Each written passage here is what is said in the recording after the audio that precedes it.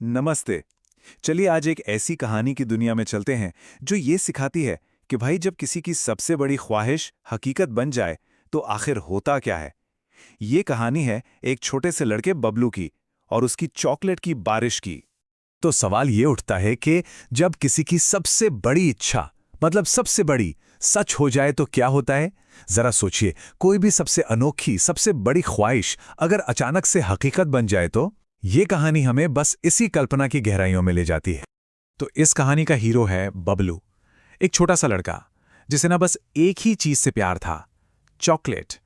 उसके लिए तो समझ लीजिए दुनिया चॉकलेट से ही शुरू होती थी और चॉकलेट पर ही खत्म।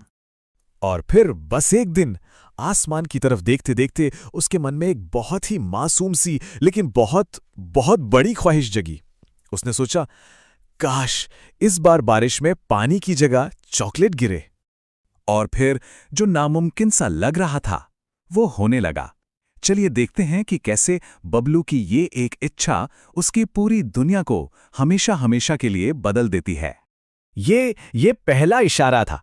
आसमान का रंग बदला और हवा में पानी की वो सौंधी महक होती है ना, उसकी जगह पिघली हुई चॉकलेट की वो मीठी वो मनमोहक खुशबू फैल गई। पूरे माहौल में ना एक अजीब सा एक जादुई उत्साह भर गया। और फिर टप टप करके चॉकलेट की बूंदें गिरने लगी।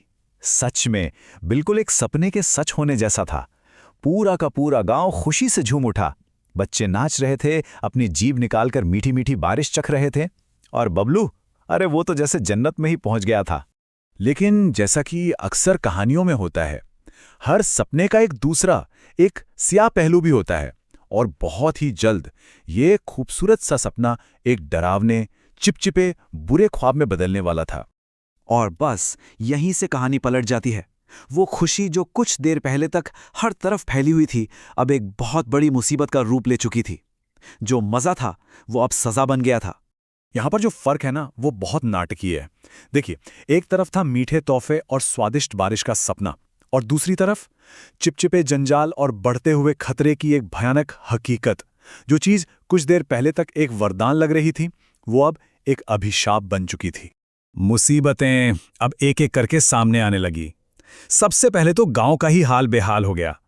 सड़कें चॉकलेट से इस कदर लथपथ हो गईं कि लोगों का चलना फिरना अरे वो भी नामुमकिन हो गया।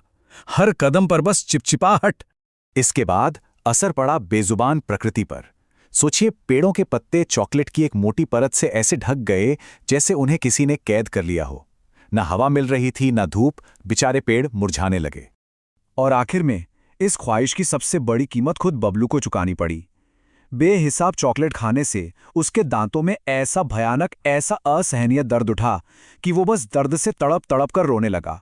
तो अब कहानी उस मोड़ पर आ पहुंचती है जहां बबलू को अपनी गलती का बहुत गहरा एहसास होता है और वो सब कुछ ठीक करने के लिए बेताब हो जाता है। जरा सोचिए, जिस बबलू ने चॉकलेट की बारिश की कामना की थी, अब वही बबलू सादे ठंडे पानी की सिर्फ एक बूंद के लिए तरस रहा था। उसने रोते रोते अपनी ही इच्छा को ठुकरा दिया और गुहार लगाई कि सब कुछ बस पहले जैसा हो जाए। और जैसे ही उसने दिल से ये दुआ की, मानो प्रकृति ने उसकी सुन ली हो।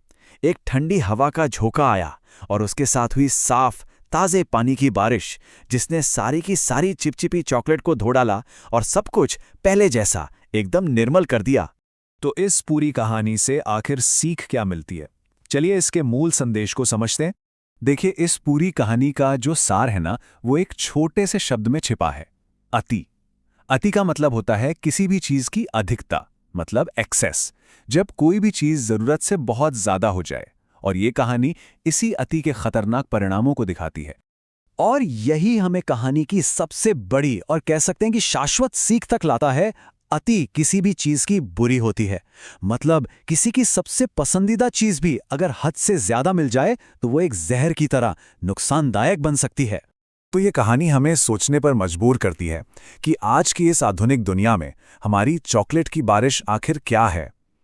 वो कौन सी चीजें हैं जिनकी लोग इतनी ज्यादा कामना करते हैं, लेकिन अगर वो बेहिसाब मिल जाएं तो शायद उन्हीं के लिए नुकसानदायक साबित हो। ये एक ऐसा सवाल है जिस पर हम सबको विचार करना वाकई बहुत जरूरी है।